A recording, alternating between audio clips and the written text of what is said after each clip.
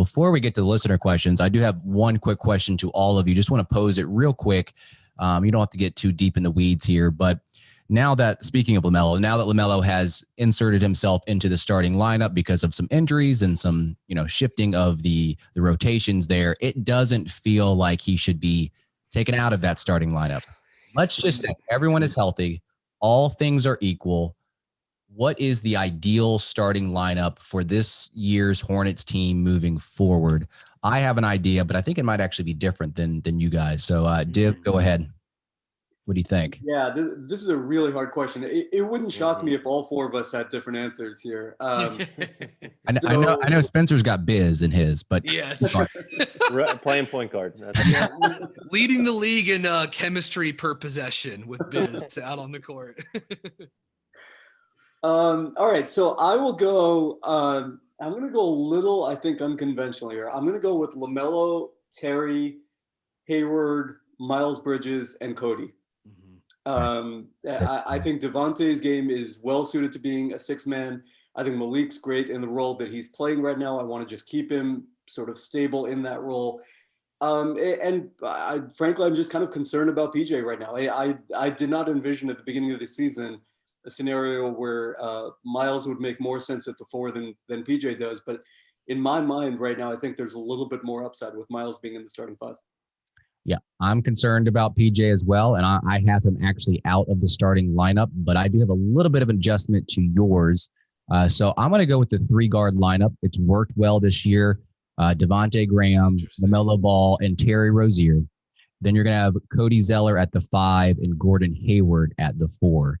Those 5 have not played a ton this season together, actually only 7 minutes. And if you look at the net rating there, it's pretty lopsided in a positive way, but you can't really take anything from that. But I agree to your point that Devontae Graham is probably better suited long-term coming off the bench. But I just like that three-guard lineup a lot. And I know it could give up some things defensively where you're going to ask Terry Rozier and LaMelo Ball a lot on the defensive side of the court. Obviously, Graham will have to guard the opposing point guard, but I like that lineup. I like it a lot. And PJ is a little bit of having a concerning season, and I think moving him to the bench and, obviously Borrego does a great job of shifting and staggering rotation. So I don't think the issue is going to be, who finishes the game, but I think a lot of people are just wondering who starts for this team when all are healthy. So that would be my 5. I think that lineup's going to close a fair amount of games once Devontae comes back, whether it starts or not. It's interesting, but yeah, that I could totally see that being Charlotte's best lineup in a couple different scenarios, and certainly seems likely to produce very good offense. You've got 4 creators. You got 4 guys that can shoot pull-up threes, and you got an elite screen setter that can offensive rebound. Yeah, I mean, that's pretty ferocious. I would go with because look, I don't like an injury taking away, and like a minor injury too, taking away someone's starting spot, because it's something that Devontae, he earned it, and these things matter. I mean, the 4 of us can sit around and say like, look, hey, it matters who closes the games. That's who plays leverage minutes. That's what matters. That's what matters most. But starting is still a big deal in the NBA. Devontae's in a contract year. Assuming they can get him to buy into it, though, I just think LaMelo's been too good. Yep. If he had come in and he'd been mistake prone or been treading water or up and down, but like he's playing like an all-star right now. So it's like, how can you take this dude out of the starting lineup? So I would go LaMelo, Terry Rozier, Gordon Hayward. I'm sticking with PJ and Cody Zeller. I'll say this about PJ, a couple things. I'm not hitting the panic button just yet. Yes, the season's been disappointing. He's taken fewer 3-pointers this year. Maybe that's because he's playing more 5. He's taken fewer corner threes this year so far, which is a little disappointing. And I think he's having a little bit of bad shooting luck, but we've got a weird off season where he couldn't be in a gym for like 9 months, basically, except for that little mini camp that they had. COVID's happening. He had an injury. He's being asked to play a lot of center. He's being asked to play a lot of zone. I still think the playmaking and defense have been okay. But the shooting and look, the rim run numbers, his pick and roll numbers are down.